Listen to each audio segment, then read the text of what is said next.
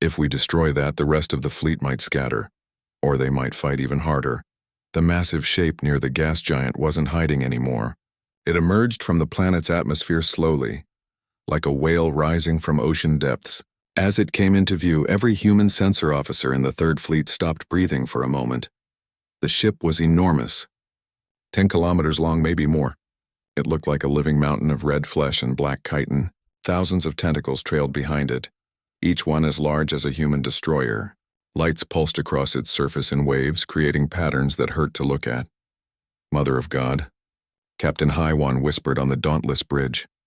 Science Officer Miran worked frantically at her station, analyzing the readings. She was young, only 28, but brilliant. Right now her hands were shaking. Admiral, I'm reading massive bioenergy signatures from that thing. It's not just a ship. I think it's alive. I think it's intelligent. A command organism? Admiral Taeyang asked. More than that. The energy patterns match descriptions of a hive queen. Sir, I think that's the Kreth Queen. She controls all the other ships. If the Kreth are a hive species, she's the mind behind everything.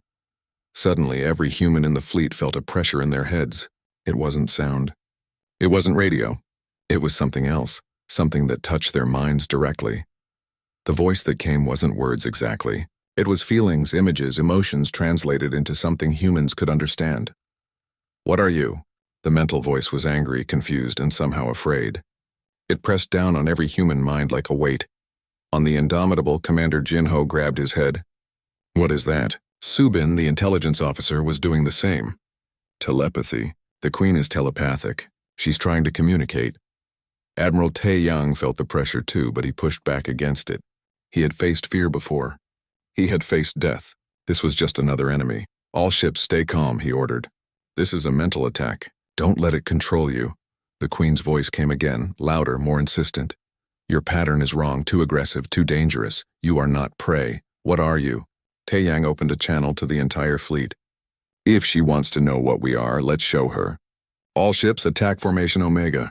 Target that Queen ship. We're ending this now. The Third Fleet moved forward.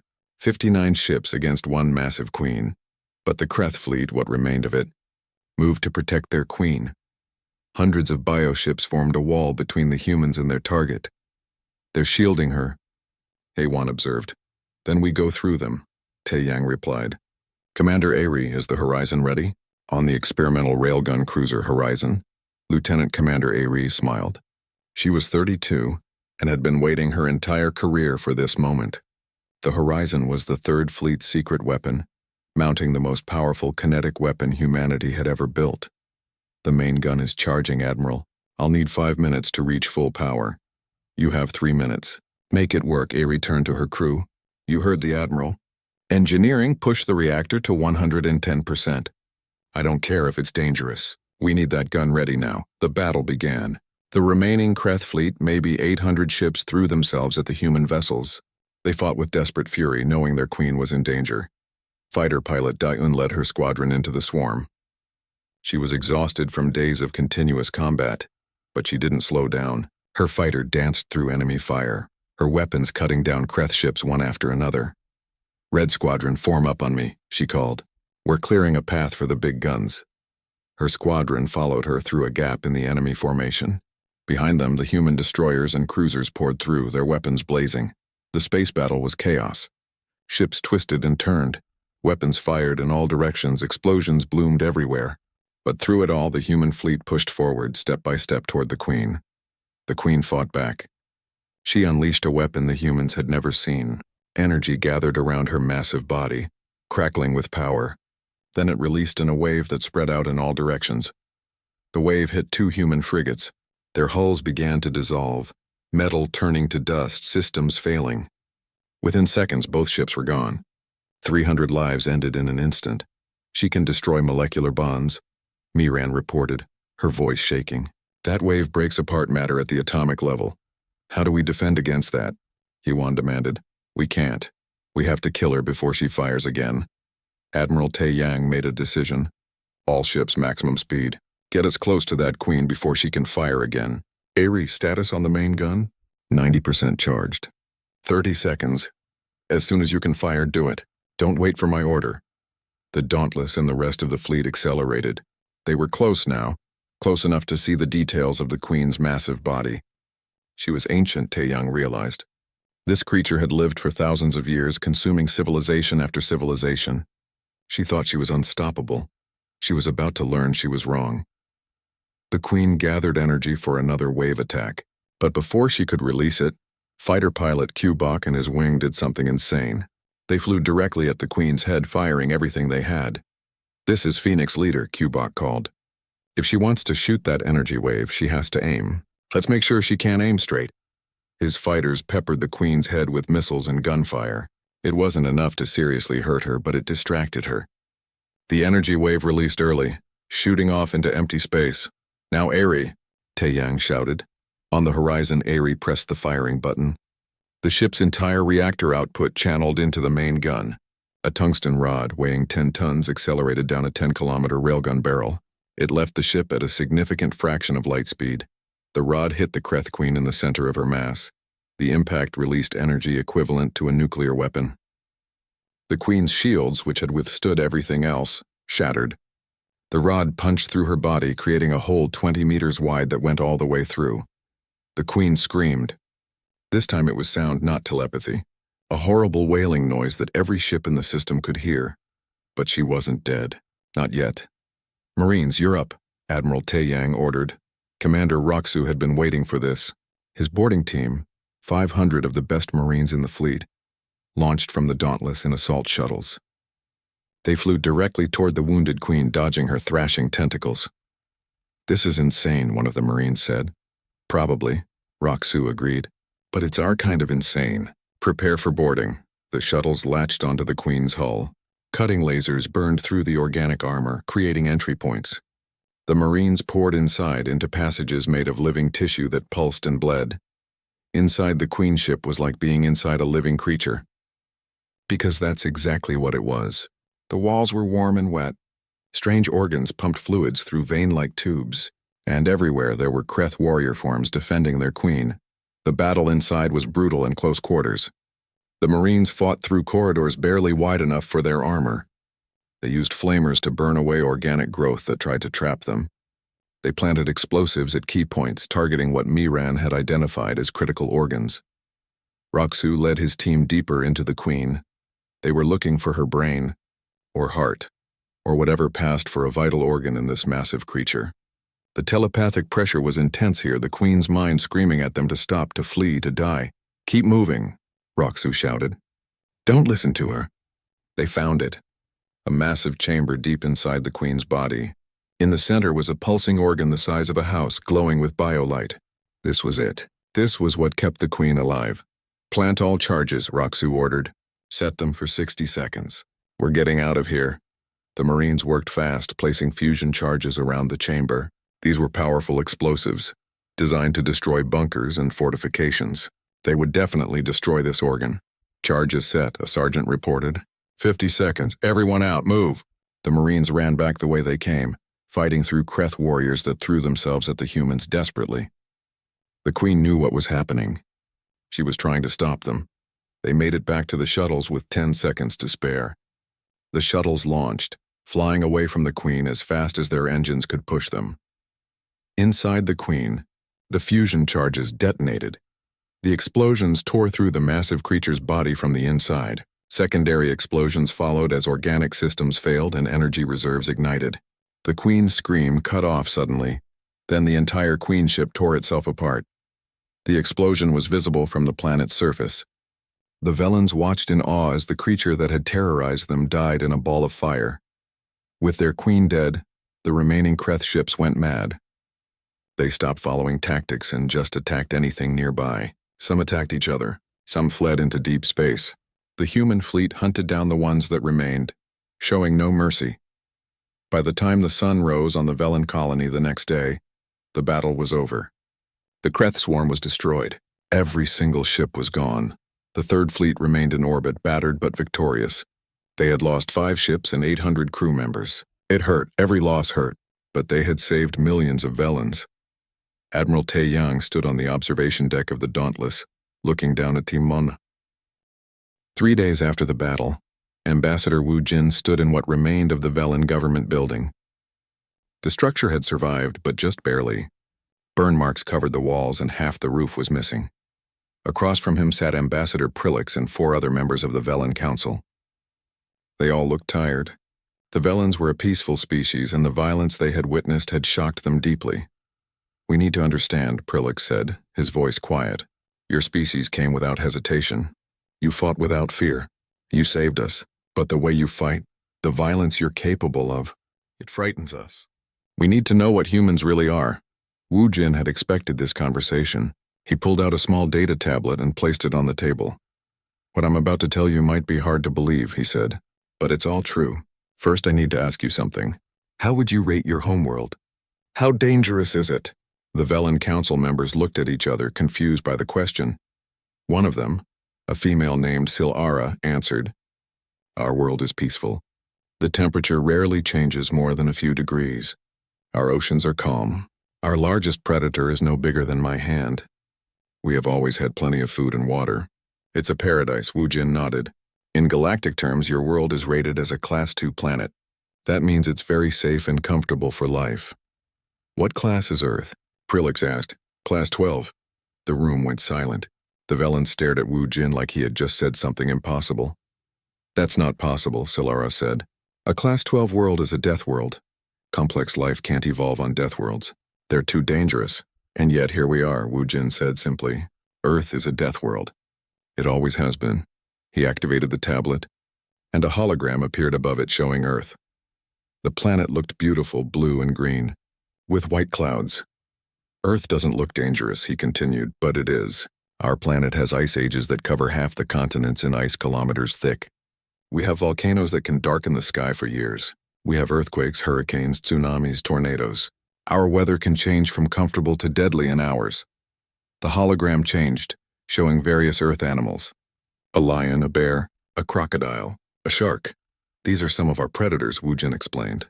"Humans weren't always at the top of the food chain. For millions of years we were prey. We were hunted by creatures stronger and faster than us. We survived by becoming smarter, by working together, by making weapons." He showed them a human skeleton next to a Velen skeleton. The differences were obvious. Our bones are much denser than yours. Our muscles are stronger. Our hearts pump blood at higher pressure. We evolved these features because Earth's gravity is stronger than most planets. What feels normal to us would crush you. Prillix leaned forward, studying the images. "This explains so much. During the battle, we saw your Marines do things that should be impossible, moving while carrying heavy equipment, fighting for hours without rest, surviving injuries that would kill any Velen." "Yes," Wu Jin agreed. "What's normal for us is extraordinary for most species. But it works both ways. Things that seem easy to you might be hard for us. Your ability to hear very quiet sounds, for example, or your excellent night vision. Every species adapts to their homeworld." On the Dauntless, Dr. Yongsu was making his own discoveries. He had been treating wounded Velens in his medical bay, and what he found amazed him.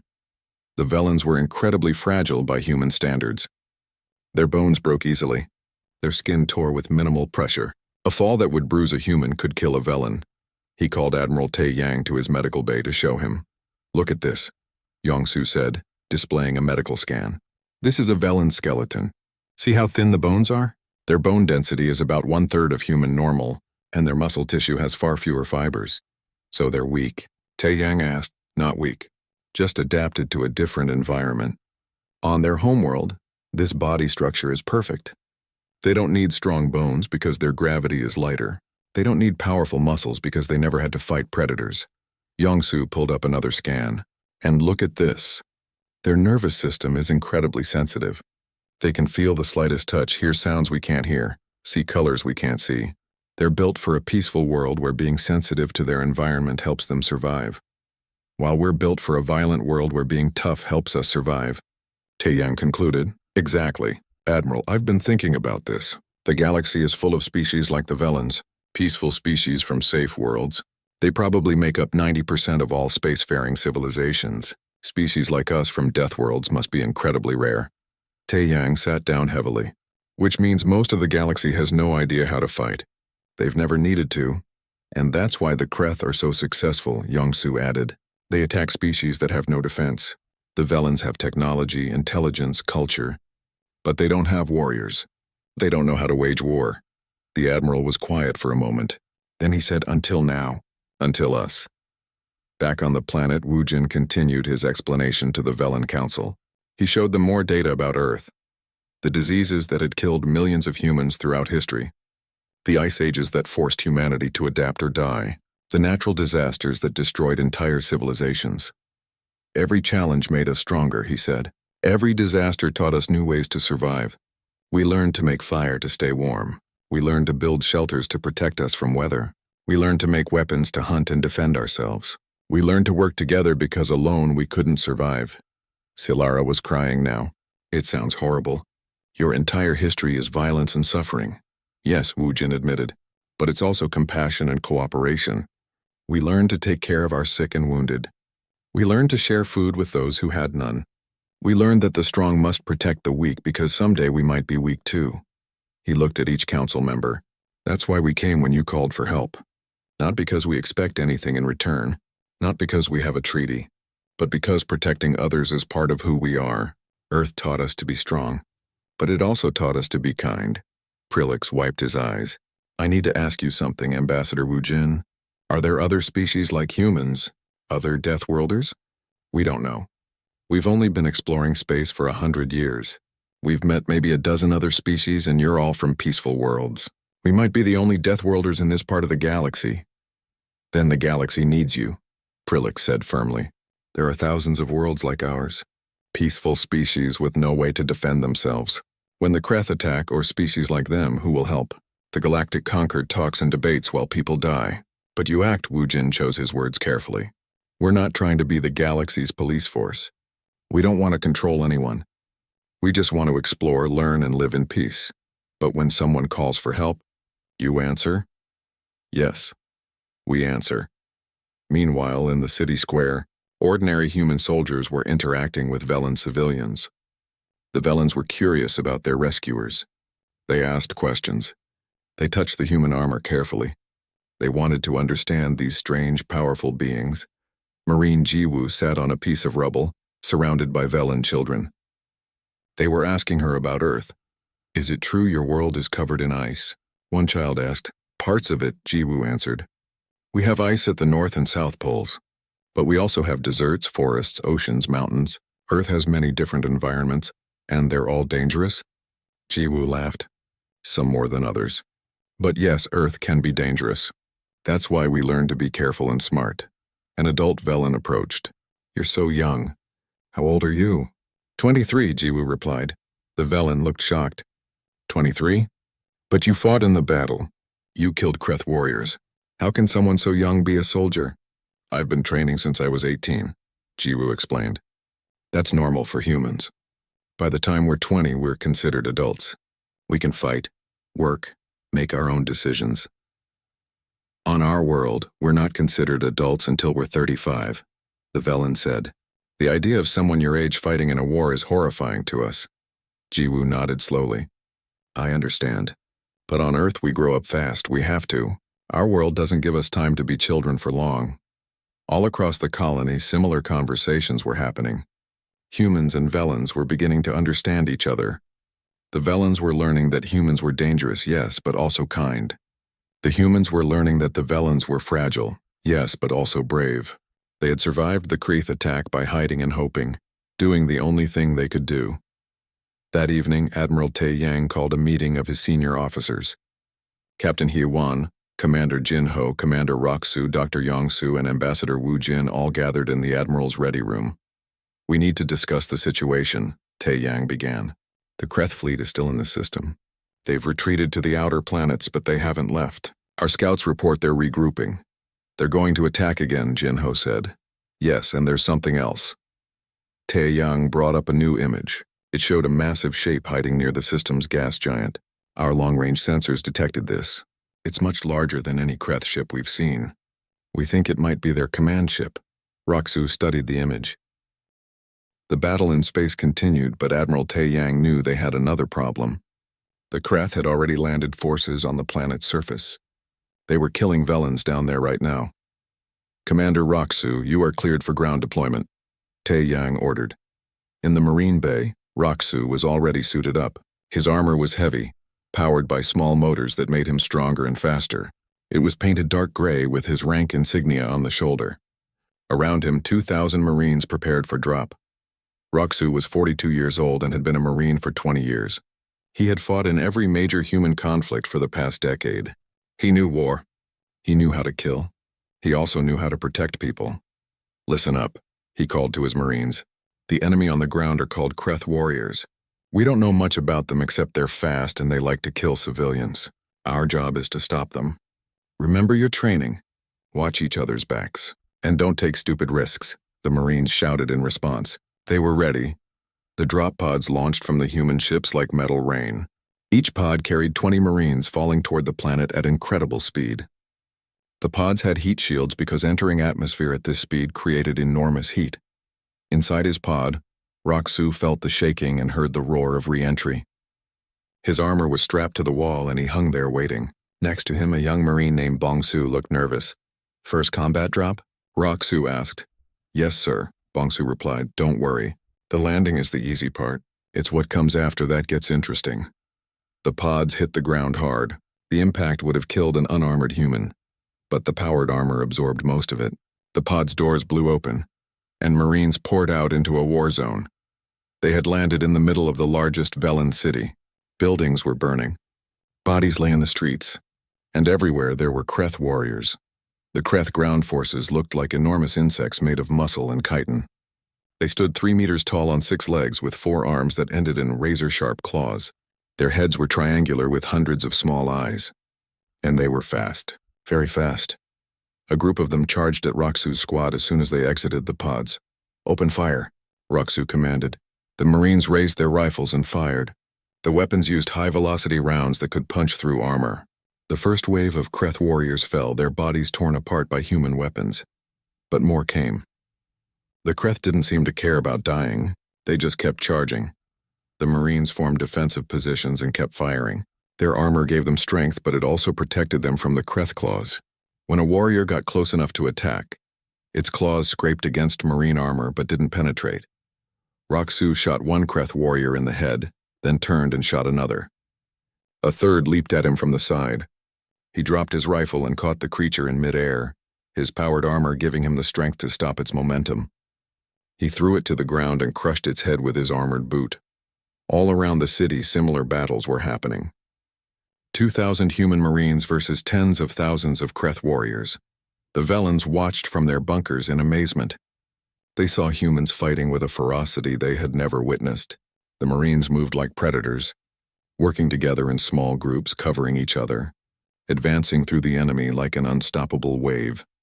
In the central bunker, Ambassador Prilix watched the battle on video screens. Next to him stood Wu Jin, the human diplomatic representative who had been on the planet when the attack began. Wu Jin had wanted to fight, but he wasn't a soldier. Roxu had ordered him to stay in the bunker and protect the Velens. "Your people fight like demons," Prilix said quietly. Wu Jin shook his head. "No, they fight like humans. I don't understand. How can you be so violent? So aggressive? The Velens have been civilized for 10,000 years, and we have never seen warfare like this."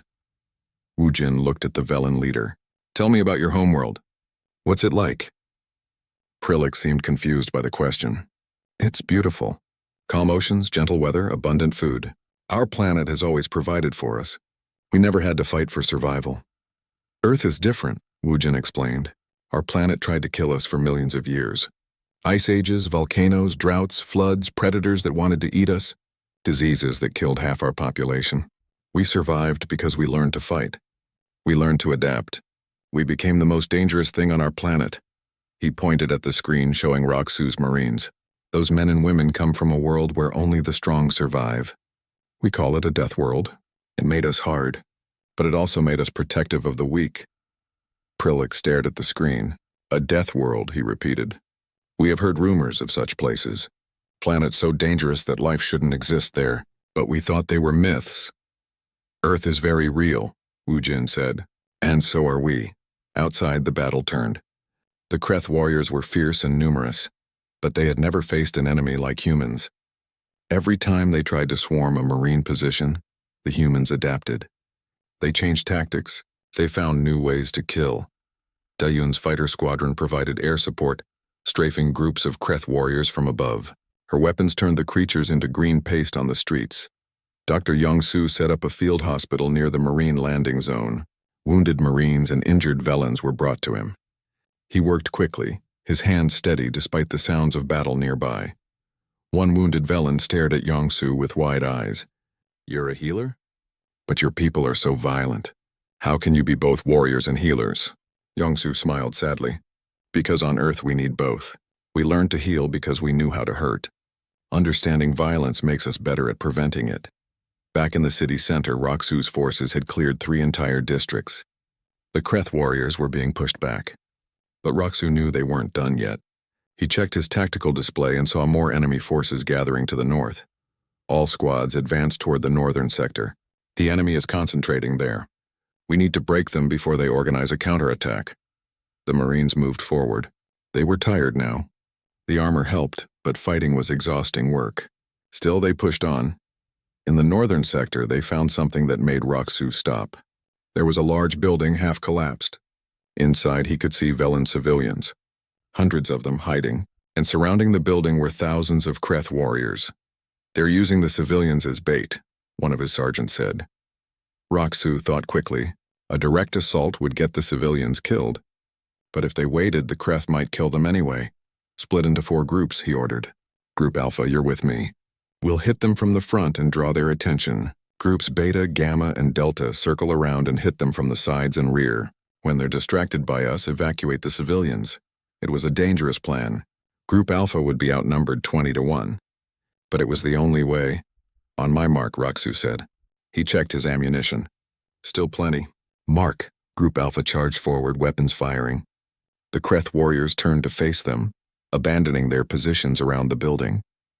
This was exactly what Roxu wanted. The Kreth swarmed toward the humans. For a moment, it looked like the Marines would be overwhelmed. Then groups Beta, Gamma, and Delta opened fire from 3 different directions. The Kreth were caught in a crossfire. They tried to respond, but they couldn't defend against attacks from 4 directions at once. The Marines cut them down methodically. Inside the building, Velan civilians heard human voices shouting, "This way! Move quickly! We'll protect you." The Velans emerged from the building, terrified but hopeful.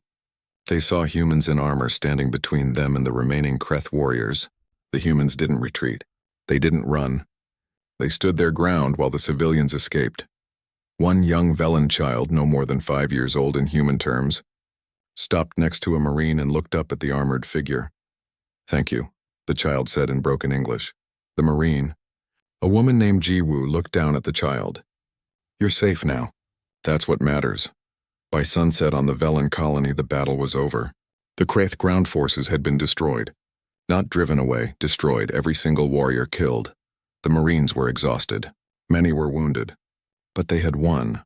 Roxu stood in the middle of the city square, surrounded by grateful Velans. The alien civilians approached the humans carefully at first, afraid of these armored warriors. But then they saw the humans removing their helmets, showing their faces. They saw humans helping the wounded, sharing food, protecting the young. Ambassador Prilix approached Roxu. The Velan leader was crying, water streaming down his blue face. "You saved us," Prilix said. "Your people came from across the stars to save us. Why?" Roxu was too tired for a philosophical answer. "Because you needed help. That's reason enough." In orbit, the space battle was also ending. The Kreth fleet had lost over 600 ships. The rest were retreating toward the outer system. Admiral Taeyang ordered the pursuit to continue. The Third Fleet had won the first battle. But everyone knew this wasn't over yet. The hyperspace jump took 3 days. 3 days of preparation, drilling, and waiting. Admiral Taeyang barely slept. He spent his time studying everything humanity knew about the Aurelis system and the Velans. It wasn't much. Captain Haiwan ran constant combat drills. The crew practiced emergency procedures until they could do them in their sleep. Fighter pilots ran simulations. Marines rehearsed boarding actions. Everyone knew something bad was waiting for them. On the 3rd day, the fleet dropped out of hyperspace at the edge of the Aurelis system. What they saw made everyone go silent. The 4th planet, where the Velan colony was located, glowed with thousands of lights. But these weren't city lights.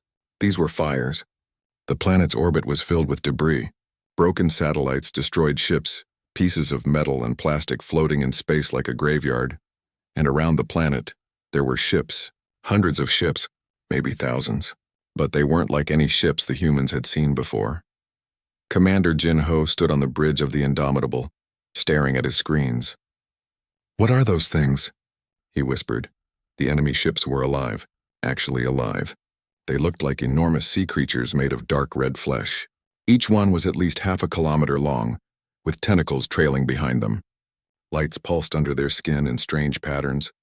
They moved through space like sharks swimming through an ocean. "Biological ships," said Subin, the intelligence officer next to Jin-Ho. She was young but smart, and her voice shook slightly. "I've heard rumors about species that grow their ships instead of building them. But I've never seen proof until now." On the Dauntless, the main tactical display showed the entire battlefield. Admiral Taeyang studied it carefully. The enemy ships were arranged in groups, moving in coordinated patterns. They were attacking the planet's surface with some kind of energy weapons. The few Velen defensive platforms that remained were firing back, but their shots seemed to do nothing.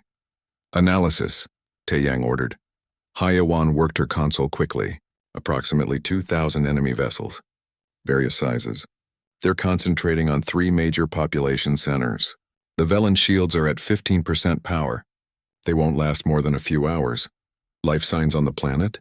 Still reading Velen biosigns, but the numbers are dropping. Sir, they're being killed down there. Taeyang felt anger rise in his chest. He pushed it down. Anger was useful, but control was more important. A transmission came through. It was from the planet's surface. The voice was high-pitched and terrified, speaking in broken English. "Unknown ships. Unknown ships. Please identify. Are you here to help, or are you with the Kreth?" "The Kreth," Taeyang repeated. "So that's what they're called." He opened a channel. "This is Admiral Taeyang of the Humanitarian Navy. We received your distress call. We are here to help." There was a moment of silence. Then the Velen voice came back, even more panicked. "Humans, you came? No, you must leave. The Kreth cannot be stopped. They will kill you too. Your sacrifice will mean nothing. Please save yourselves and go." Taeyang looked at Hee-Wan. She looked back at him, her expression calm but ready. "Tell me, have the Kreth noticed us yet?" Taeyang asked his sensor officer. "No, sir. They're focused on the planet. We're still too far away for them to detect us." "Good. That gives us a few minutes." He opened the fleet-wide channel. "All ships, this is Admiral Taeyang. The enemy is called the Kreth. They are biological ships, origin unknown. They outnumber us approximately 40 to 1. He let that sink in for a moment. "They think they can't be stopped. They think we'll run away. They have no idea who we are. Let's educate them. All ships, battle formation Delta 7, close to combat range at maximum speed. Fighter wings, prepare to launch. Marine assault teams, stand by for ground deployment." "Sir," his communications officer interrupted. "The Velens are still transmitting. They're begging us to leave." Taeyang opened the channel to the planet again. "Listen carefully. We are humans. We come from a planet called Earth. We got your message asking for help. We don't run from fights. We don't abandon people who need us. You're going to see things that might scare you. Don't be afraid. We're here to save you." He closed the channel and looked at his crew. "Let's show them what Earth's children can do." The Third Fleet accelerated forward. 47 warships moving in perfect formation. They headed straight toward the swarm of Kreth vessels like an arrow aimed at a target. On the Indomitable, Jin-Ho felt his heart beating faster. This was it. Real combat. Not pirates or smugglers. A real enemy that wanted to kill him. He was scared. But he was also ready. The Kreth finally noticed them. The biological ships began to turn, their movements fluid and fast. Groups of them broke away from the planet and moved to intercept the human fleet. "Enemy vessels approaching," Subin reported. "They're fast. Much faster than we expected." "Weapons range in 30 seconds, Jin-Ho said. His hands moved over his controls, setting up firing solutions. His crew worked around him, everyone knowing their job. On the planet below, the Velens watched from their bunkers. They had cameras on the surface, showing them what was happening in orbit. They saw the human ships approaching the Kreth swarm. They saw how small the human fleet was compared to the enemy. Ambassador Prilix, the leader of the colony, felt his heart sink. The humans had come to help, but they were going to die. He had doomed them by sending that distress call. "They're so few," another Velen whispered. "Why did they come with so few ships?" 20 seconds to weapons range. In the fighter bays of the Dauntless, pilot Da-Yoon sat in her cockpit. She was 26 years old and the best pilot in her squadron. Her fighter was small and fast, with weapons that could tear through armor. She had trained for this her whole career. "All fighters prepare for launch," came the order. Da-Yoon's hands gripped her controls. Her breathing was steady. She wasn't afraid. She was excited. 10 seconds. Admiral Taeyang sat in his command chair, watching the enemy ships grow larger on his screens. The Kreth were arranging themselves into a wall, preparing to meet the human attack. They probably thought their numbers would overwhelm the small human fleet. They were about to learn they were wrong. "All ships," Taeyang said calmly. "Fire." The space around the third fleet exploded with light. Missiles launched from every human warship, hundreds of them, leaving trails of fire as they accelerated toward the Kreth. The missiles were followed by railgun fire, solid metal slugs moving at incredible speeds. The Kreth ships tried to dodge. Some of them succeeded. Most did not. The missiles hit and detonated. Nuclear explosions blossomed in space, silent but bright.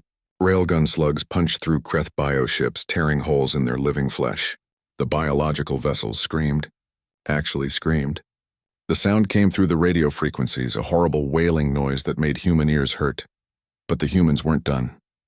While the Kreth were still reacting to the first attack, the human ships dove into the swarm. This was the part that would have seemed crazy to any normal spacefaring species. The humans flew their ships directly into the middle of the enemy, so close that collision seemed inevitable.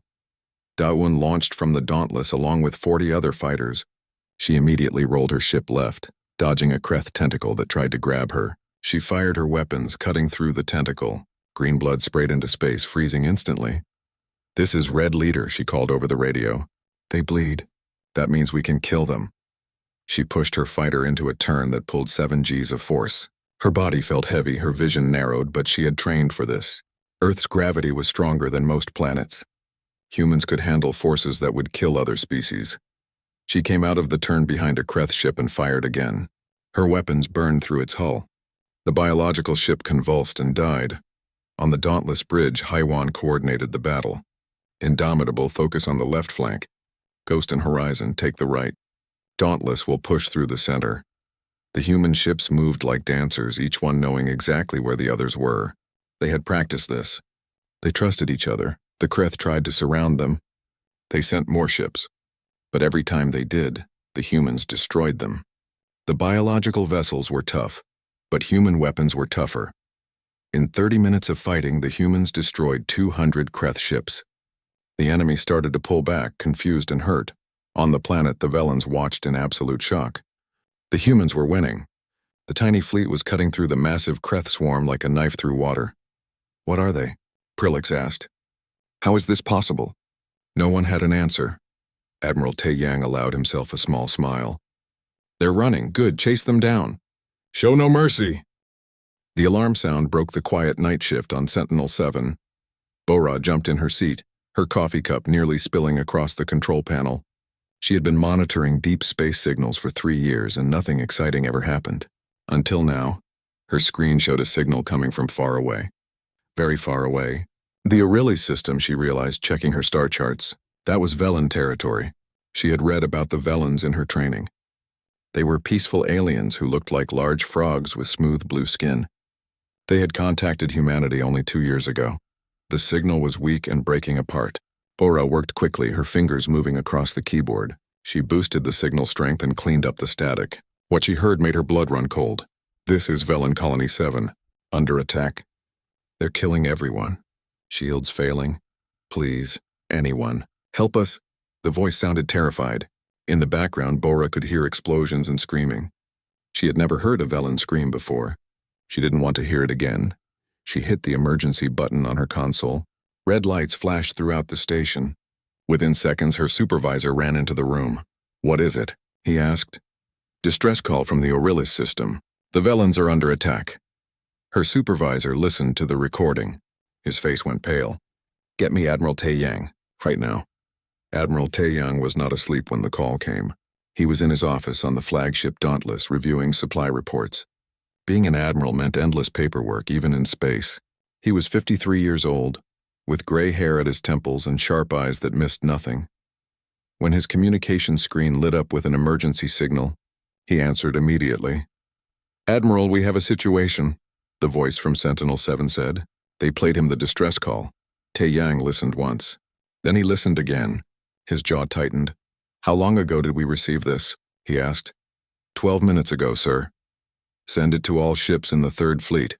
I want everyone ready to move in 20 minutes. There was a pause on the other end. "Sir, shouldn't we contact Earth Command first?" "Get permission?" "No time," Tae-Yang said. "By the time we get approval, those people will be dead. Send the signal. I'll handle Earth Command later." He cut the connection and stood up. His uniform was still crisp even though he had been wearing it for 16 hours. He walked out of his office and onto the bridge of the Dauntless. Captain Haiwan was already there.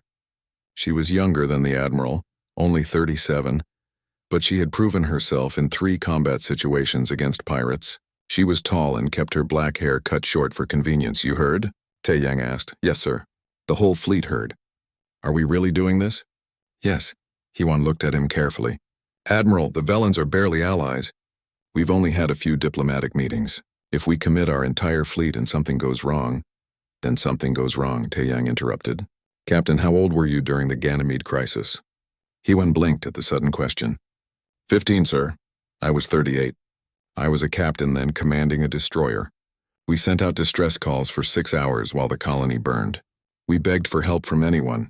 The Mars Defense Fleet said they needed approval from Earth. Earth said they needed to analyze the situation. The Chinese Federation wanted to discuss it in committee. Tae-Yang's voice was hard now. By the time anyone decided to help, 20,000 people were dead.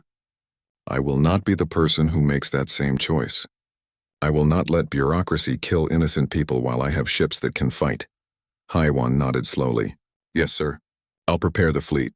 Across the 3rd Fleet, 47 warships came to life. Crews ran to their stations. Engines that had been cold started warming up. Weapon systems came online. Supply ships began emergency preparations. On the destroyer Indomitable, Commander Jin-Ho received the briefing and smiled grimly. Finally, some action. He had been flying patrols for months with nothing to do. He gathered his bridge crew and began running through combat scenarios. In the medical bay of the Dauntless, Dr. Yong-Su started organizing his supplies. If there was going to be a battle, there would be wounded. He made sure he had plenty of blood, bandages, and pain medication ready. Down in the Marine quarters, Commander Rock-Su was suiting up. He was a big man, tall and muscular with scars on his arms from previous fights. His Marines were excited. They had trained for combat but never faced a real war. Rock-Su was less excited. He knew what war really meant. 20 minutes after the distress call arrived, Admiral Tae-Yang sat in his command chair on the bridge. Every screen around him showed a different ship in his fleet. All of them reported ready. All ships, this is Admiral Tae-Yang, he said, his voice broadcasting to every person in the fleet. We received a distress call from the Velan colony in the Aurelus system. They are under attack by a hostile force. They are dying. They asked for help. He paused, letting that sink in. Some of you may be wondering if this is our fight. The Velans are not human. We barely know them. We have no treaty that requires us to defend them. Some people back home will say we should have waited for orders. Maybe they're right, another pause, but I remember Ganymede. I remember what it feels like to call for help and hear nothing but silence. I remember watching good people die because everyone was too afraid or too slow to act. I will not let that happen to someone else. Not while I command this fleet. His voice grew stronger. We are the 3rd Expeditionary Fleet of the human Terran Navy. We are 59 ships and 12,000 souls. We are going to the Aurelus system. We are going to answer that distress call, and we are going to show whoever is attacking those people what happens when you threaten the innocent. On screens throughout the fleet, crew members straightened in their seats. Marines checked their weapons. Pilots flexed their fingers. Navigation plot the fastest course to Aurelus. Engineering, I want maximum speed. All ships, battle formation Delta 7. We leave in 5 minutes. Haiwan leaned over to him and spoke quietly. Earth Command is going to be very angry about this. Tae-Yang allowed himself a small smile. Let them be angry. At least the Velans will be alive to see it. 5 minutes later, the 3rd Fleet jumped to hyperspace. The stars stretched into lines of light as the ships accelerated beyond normal space. And they were going to war, and they didn't even know who the enemy was yet. Back on Sentinel-7, Bora watched the fleet disappear from her sensors. She felt a strange mix of pride and fear. Pride because humanity had responded without hesitation. Fear because she had no idea if it would be enough. She said a quiet prayer for the Velans and for the human fleet racing to save them. Then she sent a message to Earth Command explaining what had happened. She knew Admiral Tae Yang would get in trouble for this, but she also knew he was right.